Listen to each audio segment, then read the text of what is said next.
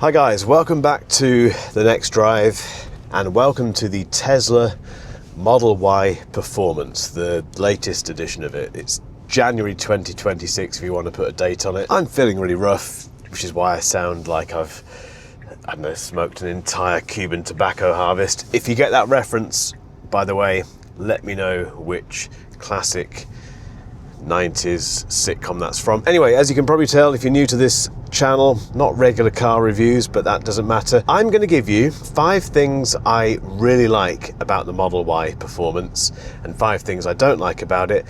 We'll have a look around as well, and we'll try launch control because I haven't tried launch control yet. Great start to this review. I'm stuck behind a static tractor doing nothing. What's he doing? He's just stopped. The first thing I love about the Tesla Model Y, and Teslas in general, is the sat-nav. They have the best sat-nav in the game because, well, for 2 reasons. One, it's because it's Google. You get Google Maps as standard. And 2, it's really smooth. It's the quickest in-car entertainment system I've used outside of CarPlay and Android Auto. And that's important because, in fact, both those things are important because you can't run CarPlay on a Tesla still. Will that ever happen? Who knows? Still stuck behind this enormous tractor. So sat-nav wise, you're not going to find anything better anywhere apart from Apple Maps. Not Apple Maps, Google Maps on Apple CarPlay, but you can't get that. But trust me, it's brilliant. The second thing I like about this car is the ride. Now, Alistair, my co-presenter on this channel, reminded me that the Model Y, when it first came out, wasn't particularly well reviewed when it came to handling and ride, and well, mainly the ride comfort. It just wasn't a very comfortable car. I can't remember, it's been so long since I drove the original Model Y. They've apparently fixed it in this car. And this particular model, because it's the Performance Edition, does have 2 settings. It has Sport and Normal, and Sport is a bit stiffer, obviously, but Normal, for me, is great. This has been a really comfortable car to go around doing my normal stuff in, which means driving on roads like this that aren't great, to be honest. It handles potholes and all the normal stuff that the UK roads throw at it perfectly well. It's fun going around corners. You know, if you put it into sport mode, it does, like I say, stiffen up a little bit and give you a bit more of a racy feel. But generally speaking, it's a really comfortable family car. Whatever the problem was originally has gone. Number 3, the performance is amazing. When I say performance, I mean straight line speed, basically. It's more than you could ever need. And there is a bit of an issue, I think, with EVs these days where they can be a little bit too quick, which some people don't understand what I mean by that. But if you've ever driven something like the Model Y Performance or a Macan Turbo or whatever, these EVs, and the Taycan Turbo S, bonkers. That car does 0 to 60 in 2.3 seconds. This does it in 3.3 seconds in launch control, which I'm going to try in a second, but I just don't know who needs that much power. It's definitely table stakes, I think, between brands, and I think also it's just a bit of a gimmick. You know, launch control in a Tesla, no one needs that at all, apart from if you're testing it or if you're doing a silly video on a runway, you know, racing against a Porsche 911 Turbo or something. But normal people like me do not need that much power. If you leave this car in normal, it's fast enough. This is normal now. If I put my foot down at 50 miles an hour, immediate pickup, really quick, not unnervingly quick, just really nice. If you put it into chill, it's boring, don't bother with that. The other option is insane acceleration, which is insane, but I haven't tried launch control yet, and that's what we need to do now, once I've found a very clear, safe piece of road. Okay, clear, safe piece of road. Noisy brakes, I'll come on to that. Foot on accelerator, ready to launch.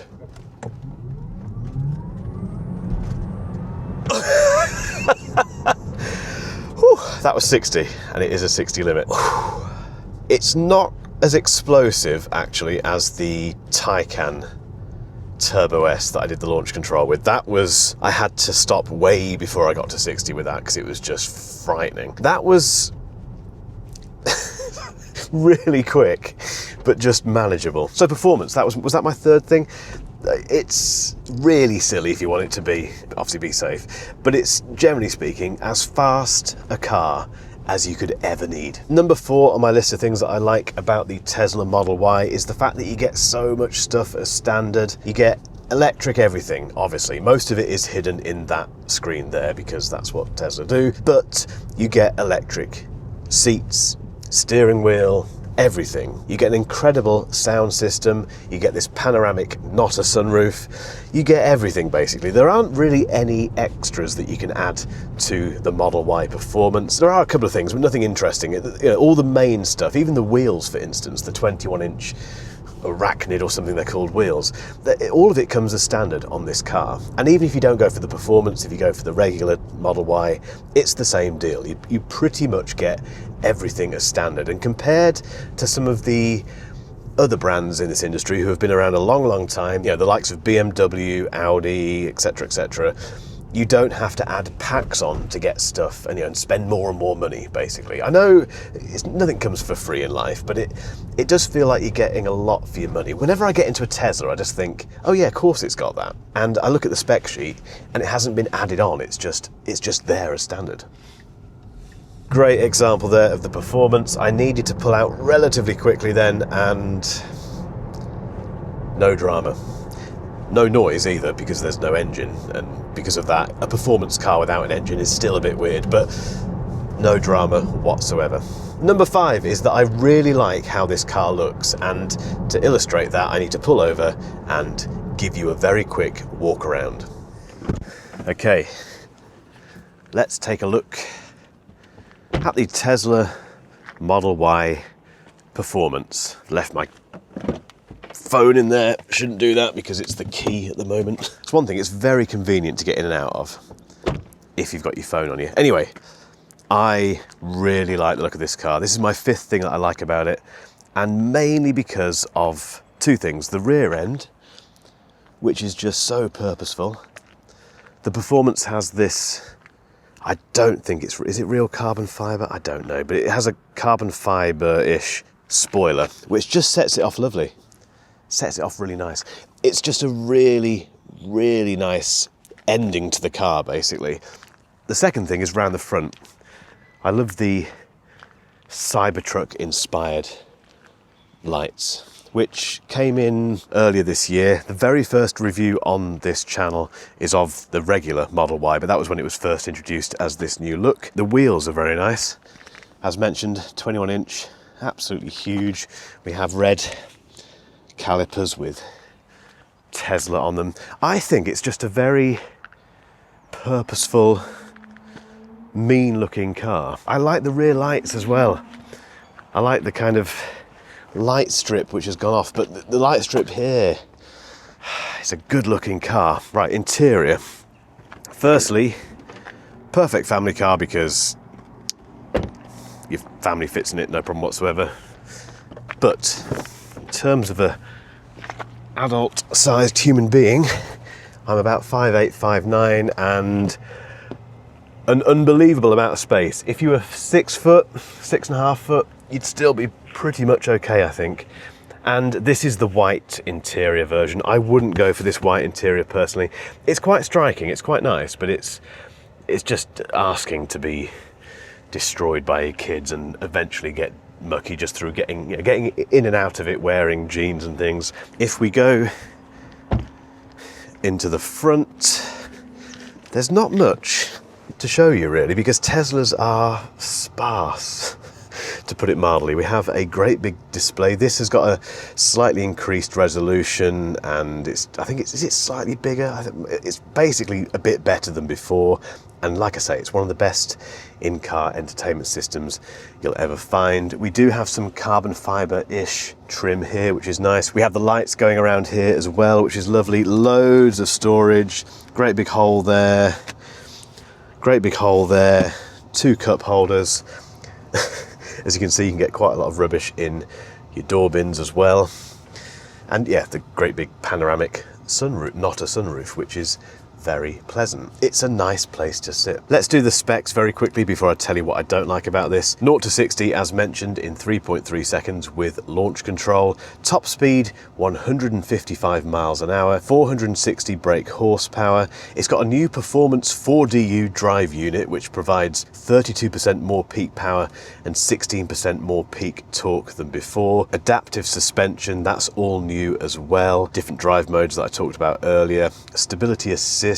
Aerodynamics have been improved as well, so that carbon fiber, maybe it is real carbon fiber, that is designed to reduce lift by 64%. We have those 21-inch alloys, the Arachnid 2.0 forged wheels. The display is new as mentioned, but thinner bezels, that's the main thing. The range, 360 miles. Efficiency, it consumes 16.02 kilowatts per hour per 100 kilometers. The price, it starts at £61,990 in the UK, so it's expensive, but this is the top of the range Model Y. Or you could just buy this, the long range version of the Model Y, which is basically the same car as the Performance, but with slightly less performance and none of the carbon stuff going on the rear. It's got the more, it's basically the standard car, but very similar. If we get inside, for instance, it feels and looks pretty much identical, apart from some of the sporty, carbon fiber styling stuff. And trust me, it's fast enough. This thing is really quick. I think it still looks really good. It's great. However, there are some things I don't like about it. Number one, and I wish this wasn't the case still, the cabin is noisy. Now, quick caveat here, the Model 3 that I drove recently was very quiet inside. It felt like an expensive BMW or, again, an Audi or something. It was just really refined, quiet, very little road noise, no squeaks, rattles. This, and it won't come across on this video because you won't hear it through this mic, and it's not that bad. There's just interior noises, things rubbing against each other and a couple of rattles here and there. I'm not sure what mileage this car has done because I don't know where that is on the Tesla system, but it's quite a new car. It is a press car, and that is another caveat actually, which is the fact that unfortunately press cars, I do not count myself in this, but press cars aren't always very well looked after, so that it may have had a rough life already, who knows. But yeah, number one, there's a few interior noises. Number two, the rear parcel shelf is really annoying. In fact, I need to show you it. No, I don't. I can't be bothered. It's just quite fiddly to put on and take off. It's basically magnetic. It magnetizes as you put it on, which is quite smart, but figuring out how it goes on and then moving it around, it's just a bit of a faff. The third thing I don't like about this car is that I just don't like how some of the other people on the road react to me driving it. And I don't know if this is placebo, whatever you want to call it. I don't know if I'm just imagining this. I've had it in certain other cars that haven't been Teslas, that have been expensive and a bit brash and that sort of thing. And people just, I think they treat you differently. I think you get let out less often. I've had a couple of weird kind of like smirky kind of things going on. Now, I'm not here to talk about the brand as a whole with Tesla or any of the manufacturers that I feature, that we feature on this channel. I'm not here to do that. I'm here to review products, and this is a product. I will give you my opinion on the product itself. It's up to you if you want to buy something from a particular brand for whatever reason. I'm not getting involved in that. But what I don't understand is the reaction some people have to certain cars on the road. And having driven this car for a week now, maybe I'm imagining it. I don't like some of the reactions that you get. It doesn't happen all the time, and it shouldn't put you off buying one of these, but maybe I'm a bit oversensitive. I just don't like it.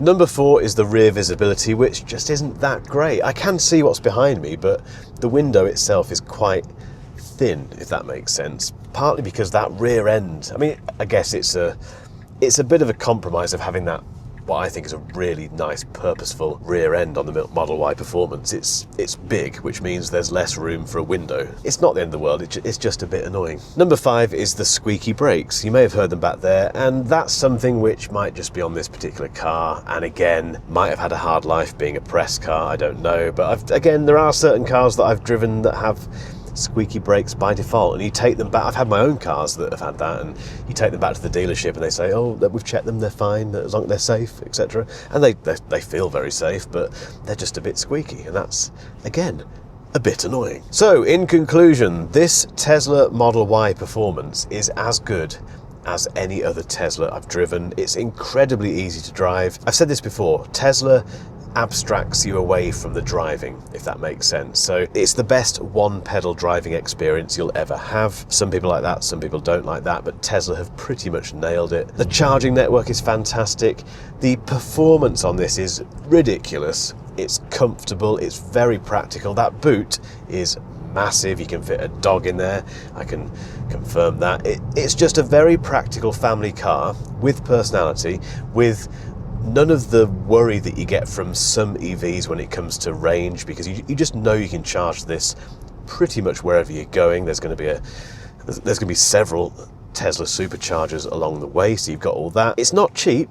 This is an expensive car. You've got to make the decision between this and one of those other brands that I've mentioned a moment ago, which are more established, and you might prefer the look of them, you might prefer certain elements of the brands and stuff, whatever. So it does put it into a bracket which makes it possibly tricky to justify for certain people. And equally, the standard Model Y is really good as well, really fast. It doesn't look quite as good as this, but I still think the current Model Y is a very good looking car. Would I buy it?